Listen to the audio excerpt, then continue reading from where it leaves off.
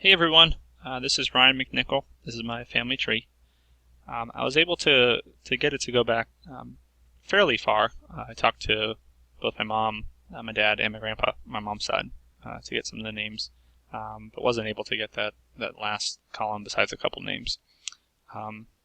My dad, Arthur, was had myself, my brother, and my sister.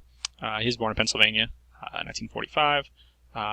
And lived in a bunch of different places. His dad, Arthur J. McNickle, was in the military, so they moved around a whole bunch. My dad lived in Pennsylvania, New York, California for a good amount of time, Virginia, Puerto Rico, and then Florida, which is where I was born. And he lives back in California now. So he moved around a good bit. My mom was one of 4 kids, and she was born in New York, in Binghamton, New York, in 1961. She moved around a good bit too. She met my dad out in California, and then moved to Florida, where she lives now. Where again I was born. On her side, both my grandparents and their parents, going all the way back, they all lived in New York, born in New York. None of them in the city, all kind of upstate New York. My grandpa on my mom's side was in the military also, so they lived in Canada. One of my aunts, my mom's sister, was actually born in Canada, has dual citizenship, because he was stationed in Newfoundland when she was born.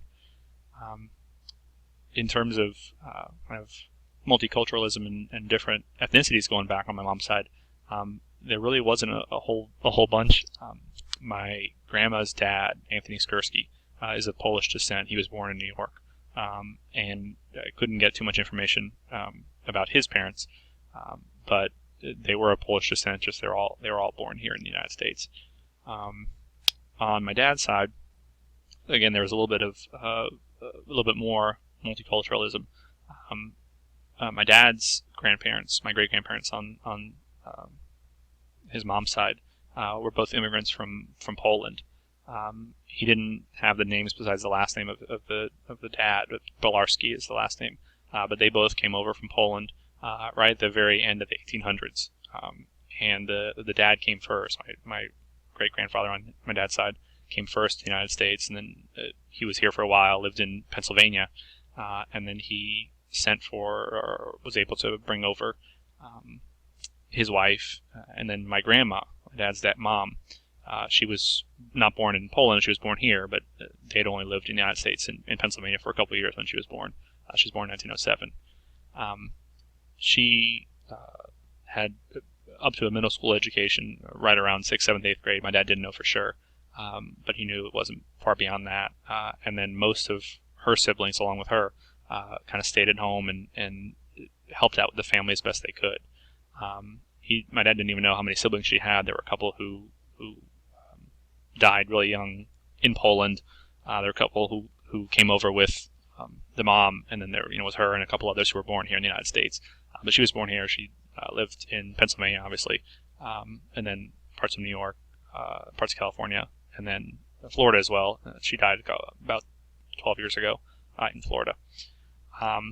My dad's dad, my grandfather, I never met him. He died when my dad was about 20 years old, but he was in the military for most of his life.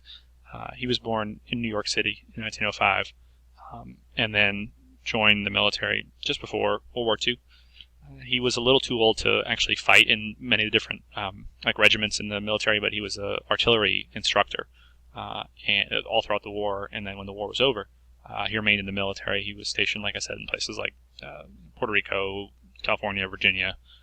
He was actually in the Pacific when the hydrogen bomb was tested. He actually saw one of the hydrogen bombs being tested at Bikini Atoll, and that was stuff even my dad really didn't know about till after his dad was dead. He found letters and stuff and pictures of my dad or his dad at the hydrogen bomb testing place, and found all this stuff. Heard from his mom, and then going further back than that, my dad knew that he never met his grandparents, but he knew Alonzo McNickle was the eldest one, and didn't know much beyond that.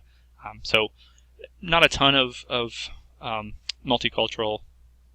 A lot of ancestors born in the United States, all spoke English besides the couple that were of Polish descent who came here. So that's the family tree. Thanks.